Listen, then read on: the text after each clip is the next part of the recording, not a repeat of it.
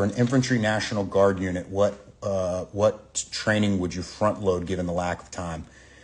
The one thing that I found to be the most important for any tactics-based unit is small unit tactics.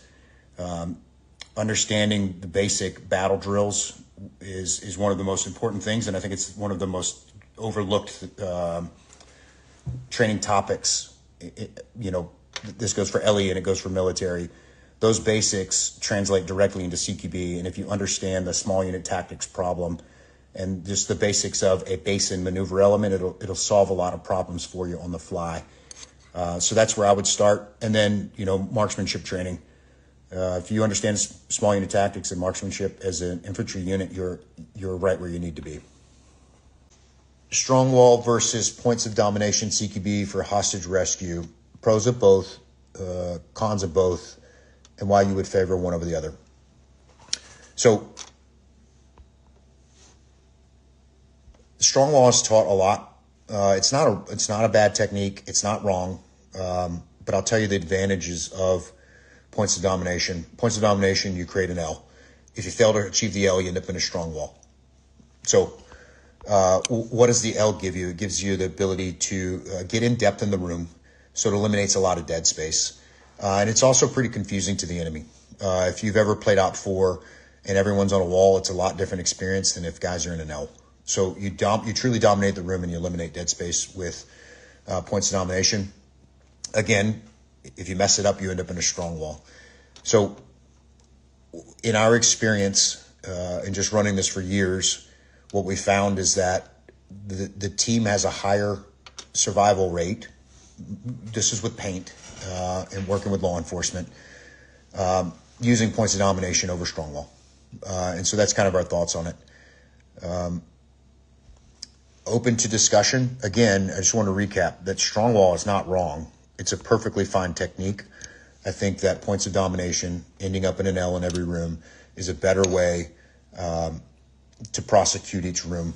And there's a lot more efficiency gained in that when you take the dead space just inherently with the way that points of domination works, as opposed to having strong wall, stop, now we address the dead space. So more efficient technique.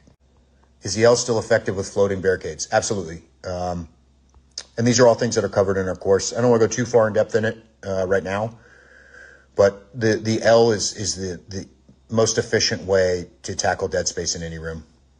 Do you feel like the L only works truly in slick rooms? No, I think that the L is a great technique for rooms that have furniture obstacles in it. I think it actually excels even a little bit further in those rooms for what it's worth. Should guys be getting their own door on a push door? Yes. Just open the door. Keep your rifle up, and then enter the room. There's the extra movement of bringing a guy up to open a door that you can just reach down and open yourself is inefficient. So like we said, points of domination CQB is about rapidly seizing terrain. All of the time is saved in those transitions. So it's just one more thing that'll slow you down.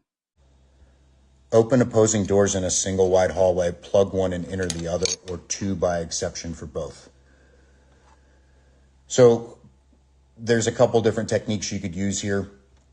We prefer as much of a simultaneous entry as possible. If you have only 4 men, I would plug one and go in the other, if that makes sense. Would it ever make sense to push an element past open doors to take on more of the structure and have dudes back clear to you, assuming we don't know where the threat is? It doesn't make a lot of sense to bypass open doors. It does make sense to bypass maybe one closed door and then come back to it. We try, think about it as a systematic clear, and we're working in a direction and we want to clear everything along our path. There's some differences for a really large active shooter response where the threat is known, but if the threat location is not known, you need to clear everything in a systematic manner because you're creating a problem where you can potentially put a bad guy between you and another team, which does happen during CQB, but we want to avoid it if at all possible.